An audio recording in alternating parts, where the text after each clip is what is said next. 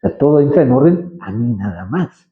Y también eso implica algo, ¿no? Como la comunidad tiene que verme a mí, tiene que servirme a mí. Ese es el peligro también de una ley. ¿Cómo sería? Bueno, con los dictadores, cuando las leyes están en razón de me tienen que obedecer a mí, ¿no? Y quien esté en contra, pues, lo eliminamos, ¿no? Bueno, en el pueblo judío, en el pueblo de Israel, en el Pentateuco, su sentido está siempre en razón del orden y en los distintos sectores. Los principios, a que todas esas leyes surgieron en el tiempo de Moisés, no, fueron posteriores, pero según distintos momentos, distintas situaciones. Cuando reconstruyen el templo, pues es necesario como que ordenar bien el culto, entonces por eso tienen que poner más leyes. Cuando hay algunas que son previas, se van de distintos momentos, ahí nos pone más o menos un pequeño línea de tiempo marcando esos años, ¿sí? Y Éxodo 24:7, el libro de la alianza sería de ese la relación del pueblo con Dios. ¿Ya? Yo te elijo como mi pueblo, el pueblo me tiene que elegir. Tiene sus razones buenas ahí también.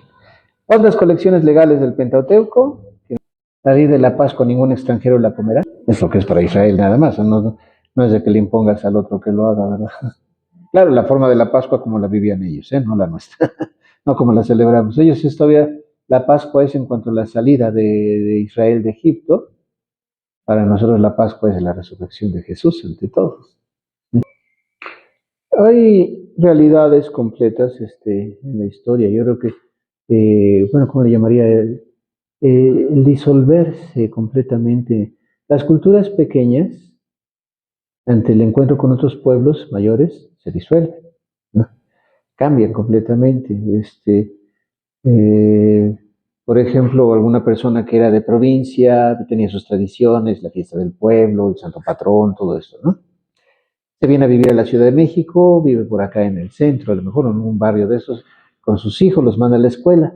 Pues tal vez la persona todavía tenga su devoción al santo patrón y todo, pero los hijos, algunos lo mantienen, otros lo van perdiendo, porque se van educando en la forma de acá, ¿no? Entonces, si el hijo o la hija de por sí en el primer momento pierde, y es por relación con los amigos, con otras personas, el nieto seguramente ya lo perdió todo, ya no va a tener nada de esa cultura, ¿no? Se va diluyendo, lo que las culturas se diluyen. A veces se llegan para mezclarse y crear algo nuevo, a veces se diluyen y se pierden ante el otro. El pueblo de Israel era algo que desde el pasado entendía muy bien y por eso ellos tratan ante todo de preservar siempre ese sentido. Sus leyes tienen eso, ¿no? Es de no vamos a permitir que se diluya nuestra identidad. Pues eso fue, todavía destruyeron Israel cuando los romanos lo sacaron a todos ahí, pero por siglos se mantuvieron todavía siempre defendiendo eso, ¿no? Si alguna vez pueden, vean esa obra del violinista en el tejado, creo que es muy interesante en eso, como dice, la tradición y ver cómo se va disolviendo todo de repente, se va perdiendo un tanto, pero cómo quieren defender. Es algo así, para ellos es muy valioso. Tal vez en otros momentos hemos creado cosas nuevas o demás que a veces ya no tienen sentido. Por ejemplo, aquí en México tenemos una mentalidad de identidad que yo creo que ya no es nada que ver. Cuando decimos del glorioso pueblo azteca, ay, por favor, si tú venías de Michoacán, tus abuelos eran de Guanajuato, nada tenían que ver con los aztecas, ¿no? Pero son nuestros antepasados, somos el pueblo azteca, por favor, ¿sí? Los de Veracruz, Yucatán, Tlaxcala no querían a los del centro, en realidad, pero nos hemos creado una identidad, queremos aferrarnos a ella cuando en realidad ya está tan perdida y tan diluida, a mi gusto. Podemos rescatar cosas, sí, pero ya no es. ¿No? Y se me enojarán muchos cuando digo esto yo, pero es que ya no. Vuelvo a eso, la mayoría, aquí en la Ciudad de México, la mayoría de los habitantes son descendientes de los que vinieron de fuera de la ciudad. Hay una parte que sí serán tal vez de los originales desde el principio, pero como que ya no queda mucho de eso. ¿Ah? Se han hecho tantos intentos como allá cuando quisieron cambiar la Navidad, que ahora los juguetes los va a traer Quetzalcóatl y no Santa Claus, para que mantengamos nuestra identidad. En tiempos, no creo quién era el presidente en esos años, pero se les ocurrió esa gran idea, era crearnos una identidad. Nuestro gobierno postrevolucionario intentó mucho eso, con el enaltecer a los héroes patrios y toda esta historia que tiene su sentido, claro que sí, tiene su valor, pero en una parte también hemos olvidado otras, ¿no? La Iturbide lo han querido borrar completamente de nuestra historia, porque como fue el emperador y no podemos aceptar que haya existido un emperador en este país que debe ser democrático, lo borraron del himno nacional. O sea, es una identidad creada a razón de conveniencias y demás. El pueblo de Israel no, ellos querían defender y por eso terminan. ¿Cómo es la forma? Cerrándose. Creo que algo así creo que pasó con Juan Pablo II también, ¿eh? Sabemos que Juan Pablo no quería mucho la teología de la liberación, siempre estuvo muy redesnuente. Y tiene sus razones, porque Polonia, un país comunista, en el cual la iglesia vive una realidad de continua persecución, de confrontación. ¿Qué hizo la iglesia para poder subsistir en esa realidad? Pues aferrarse a sus valores. Esto es nuestra identidad como iglesia, no lo podemos perder. Y eso es lo que por la iglesia en Polonia le hizo sobrevivir. Y aquí en América Latina sacamos una idea de una religiosidad que dice, pues hay que abrirnos más, ¿no? Ante los nuevos movimientos sociales, ante las nuevas expresiones culturales, y que porque en cada le bailan a Santito, pues hay que hacer las danzas y todo, y que si la Pachamama para imagen con la Virgen María, y digo, no, ni más nada de eso. Juan Pablo no lo acepta porque pero en su realidad, pues sobrevivimos en cuanto a defender nuestra identidad. Y ustedes quieren estar recibiendo todo lo que les pongan como novedoso y nuevo, pues la identidad de la iglesia se va a diluir, puede perder en eso. Francisco creo que quiso ser muy tranquilo, pero se vieron reacciones cuando aquellos que llegaron y se robaron las imágenes esas de la Pachamama y las fueron a tirar al río. ¿No vieron eso? ¿No lo vieron? Es que algunos hermanos de allá de Sudamérica fueron al Vaticano. Entonces quisieron hacer una celebración al modo. Yo creo que lo imprudente fue haberlo sacado en televisión. Okay. Llaman a Papa Francisco, hicieron una rueda ahí en el suelo con elementos ahí de que la cosecha y todo. Y allá que tiene mucho la Pachamama, ponen dos imágenes de la Pachamama, la Madre Tierra. Dicen, no es una diosa, es la identidad. Y además, como si está embarazada, se puede ver como la Virgen María y no sé qué tanto. La actitud de Francisco, así como que lo veía yo, está pensando así de, no, y bueno, con respeto y no hago escándalo, pero. Y resulta que, pues por ahí alguien lo ofendió, entonces alguien se metió al lugar con cámara en mano y filma cuando entran, toman estas dos imágenes y van y las arrojan al río, diciendo, no, esto no puede entrar en nuestra iglesia. Y algunos lo aplaudieron, otros estuvieron en contra. Digo, bueno, tal vez yo estoy un poquito, no me gustó tanto que la hayan tirado, pero creo que sí es, no podemos dejar que se disuelva, o sea, como que, porque esto es novedoso, lo aceptemos, cuidado, es el riesgo de perder nuestra identidad. El pueblo judío, creo que todas estas leyes, y eso era eso, cuidemos de no perder nuestra identidad, no dejemos que entre algo distinto, y con personas también. Entonces, ¿sí? Eso sería. Pues trata de ser en ese sentido. A lo mejor luego vamos a encontrar, sí, pero es que dice que al que faltaba esto, como la adúltera, la apedreaban, al homosexual lo apedreaban, a todo eso. Sí, pero algunas de estas van surgiendo también después. Son como el agregado que le van dando años después. Y aún con todas las leyes, si las leemos bien, tienen su sanción, pero también tenían como que sus formas como de proteger. Por ejemplo, bueno, primero, la ley del adulterio condenaba a los dos, no nomás a la mujer. Los adúlteros serían condenados a muerte. La razón está entre lo sexual y demás, pero también estaba porque eso era un crimen en razón del, hasta, vuelvo a decirlo, tal vez en cuanto a la herencia y la tierra. El riesgo es que el hijo de esta mujer herede la tierra del otro, diciendo que no era el merecedor, por eso era tan prohibido el adulterio, en una parte. Pero bueno, cuando llegan y le dicen de esta mujer fue sometida, la ley dice que la pedimos, ¿tú qué dices? La respuesta que da Jesús no les pegan como algunos piensan en lo moral, ¿no? Que dice, el que esté libre de pecado que tire la primera piedra. Como todos sabían sus pecados, así como que les entró el arrepentimiento. Me gustaba mucho ese cuento cuando decían que dijo Jesús, el que está libre de pecados, haz la pedrada en la mujer. Voltea a Jesús, mamá, tú no. La Virgen María, ella no está libre de pecado.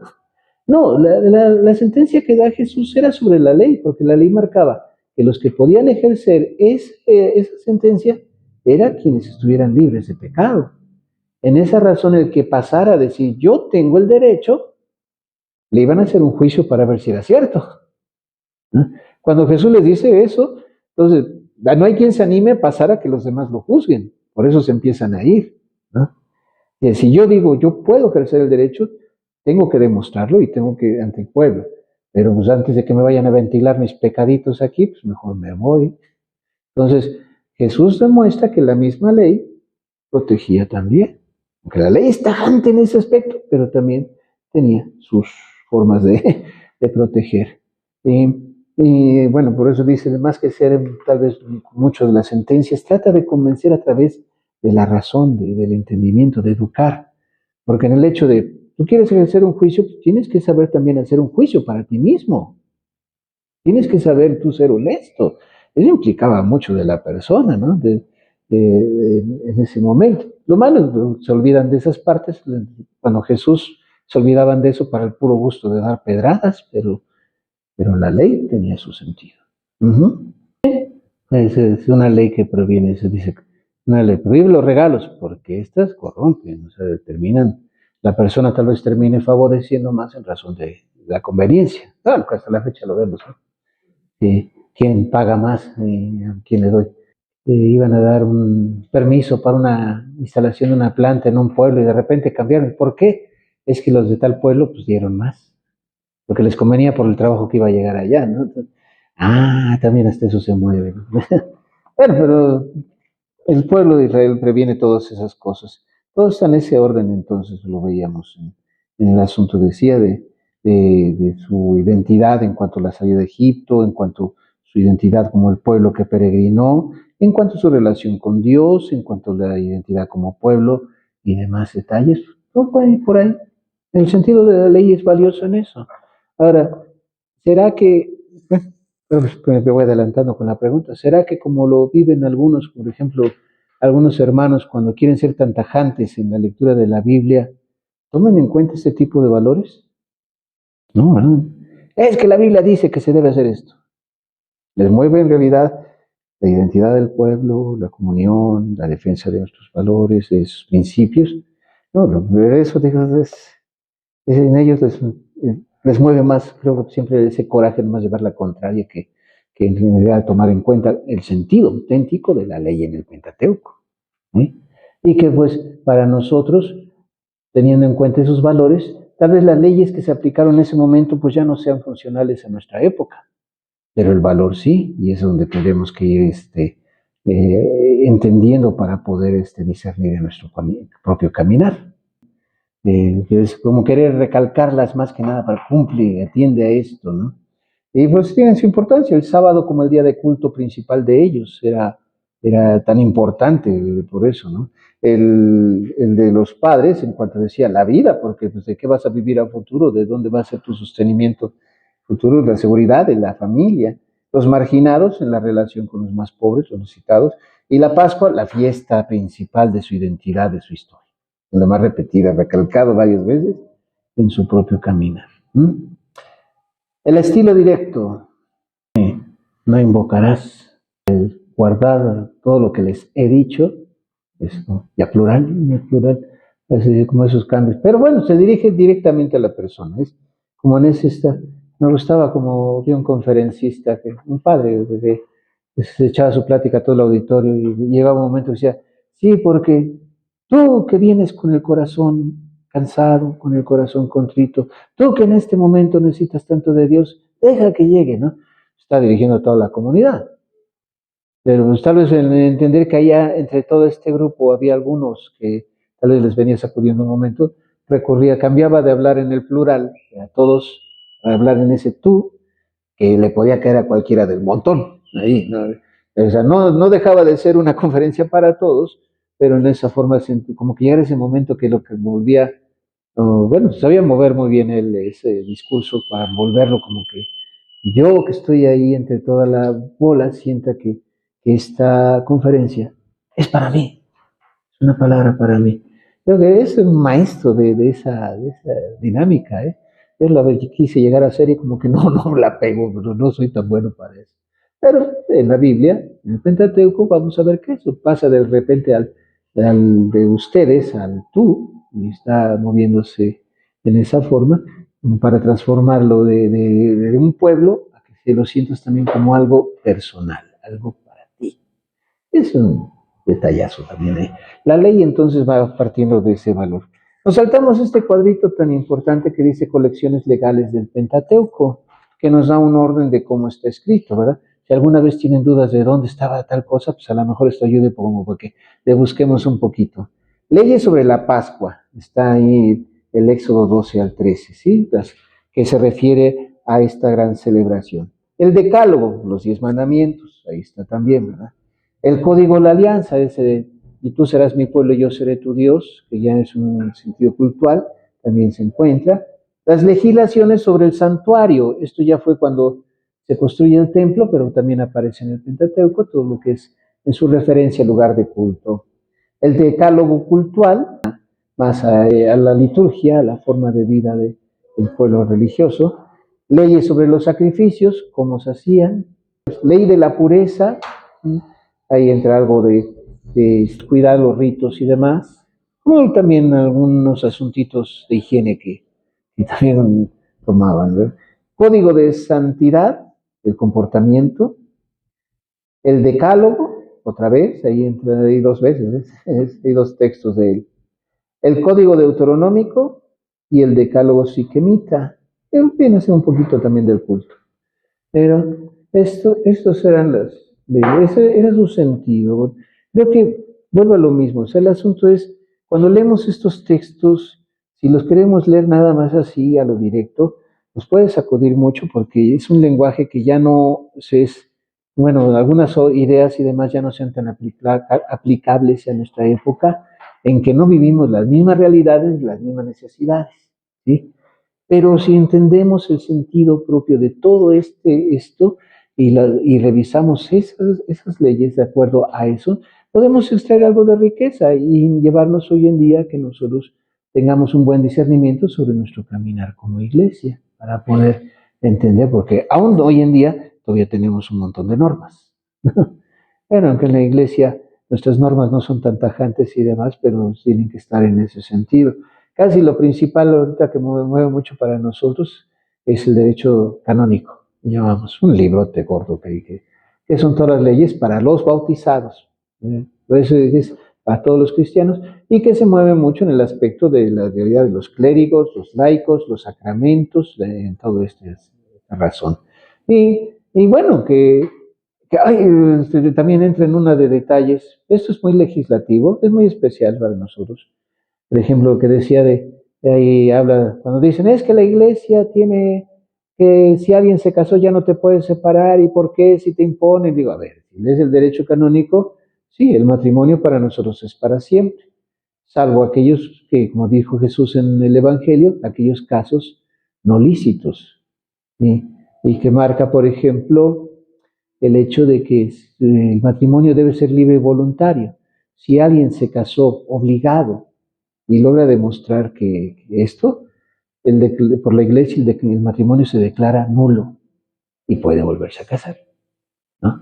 O si alguien se casó sin una capacidad mental de tomar decisiones, por ejemplo, menores de edad, o distintas situaciones que se pueden enumerar, él considera esos casos. Ahí es muy puntual, muy legislativo. Bueno, sí, para eso se recomienda mucho ese libro de los matrimonios que nunca existieron, publicado por Indosoc, y que trata ese asunto. Están los clérigos, por ejemplo, ¿por qué la iglesia? No, la iglesia tiene sus sanciones. Si un clérigo comete un ilícito, están varios enumerados. Bueno, la principal es que uno queda suspendido de los ministerios. ¿Sí? Eh, este, y hasta el caso de si un sacerdote atenta a matrimonio, queda excomulgado. ¿Sí? ¿Por qué la iglesia no es? Pues lo que la iglesia hace está ahí puesto. Para que quieren que la iglesia meta a la cárcel a alguien, pues no somos una institución de ese tipo con ámbitos penalistas hasta ese punto, ¿verdad? Eso ya se encarga el Poder Judicial, no nosotros. Pero tiene sus campos, tiene su sentido sobre la liturgia, que se debe de cumplir también. Tenemos nuestras normas litúrgicas que cuidan del buen desempeño de nuestras celebraciones, para no caer tampoco en asuntos, abusos o demás. Que en una parte puede tener su apertura muy rica a muchos tesoros, pero siempre cuidando de no perder el centro de la dimensión de nuestra vida celebrativa, ¿eh? Para que luego, por ejemplo, una que mucho la gente dice, lo de una misa de San Judas. ¿Hay misas de San Judas? No. Era una misa de la Virgen María. No, no hay misas de la Virgen María. La celebración eucarística, el centro siempre será Cristo, nuestro Señor, ¿eh? Ahora, que tenemos presente a veces a los santos dentro de las celebraciones, eso es otra cosa, es muy distinto, pero no sustituye. Que los alocan, que misas de la Santa Muerte, digo, no, eso es una aberración completa, ¿no? Pero no hay eso. O, que misa satánica, ay, por favor, esas son aberraciones que se inventan como que tomando lo nuestro, pero la celebración, la misa como la convocación de la comunidad, la comunidad reunida, congregada para celebrar, siempre será Cristo el centro, ¿no? El hecho del sacerdote, del oficio que desempeña, ¿no? Me da risa cuando nosotros estamos viendo una película de exorcistas, ¿no? Estamos los tres frailes ahí, bueno, los que estábamos viéndole, nomás a cada rato torciendo la cara. ¿Cómo, no? Primero que una monja es exorcista. Y, pues como que está raro todo eso, como que una monja exorcista. Pero más cuando la mujer va y le está dando la unción de los enfermos. Entonces, la unción de los enfermos solo la puede dar el sacerdote. Pero que hizo esta película no se le ocurrió ver de cuestiones de la iglesia siquiera. Se le inventó como él entendía, ¿no? Y que una escuela en Estados Unidos única para exorcistas. Pues no existe ninguna escuela como tal. Sí, hay algunos cursos y todo que se dan unos en el Vaticano y otros en las diócesis y que implican cuestiones psicológicas, psiquiátricas y demás también, aparte de lo litúrgico, pero ahí se les ingenian para cada cosa medio rara. Pero si conocemos bien en las normas y todo, donde nos dejamos que nos anden inventando cositas, y también sabremos distinguir, porque luego pueden estar a veces queriéndonos poner o cumplir una norma, pero que esté rompiendo ese sentido del equilibrio y lo sano dentro de nuestra vida como cristianos.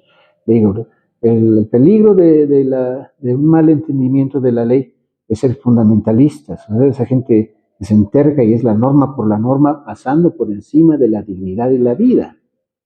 O volvernos tan manga ancha que andamos inventando un montón de leyes según la conveniencia y todo, ¿no?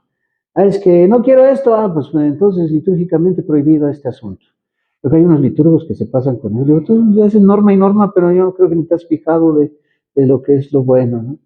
Que no a las mujeres con pantalones en el altar, no a los hombres con playera de no sé qué, ¿no? Oye, pues como que yo creo que sí, está su razón y su sentido, pero ya llegar como a un punto tan exagerado, no creo que sea tanto, ¿no?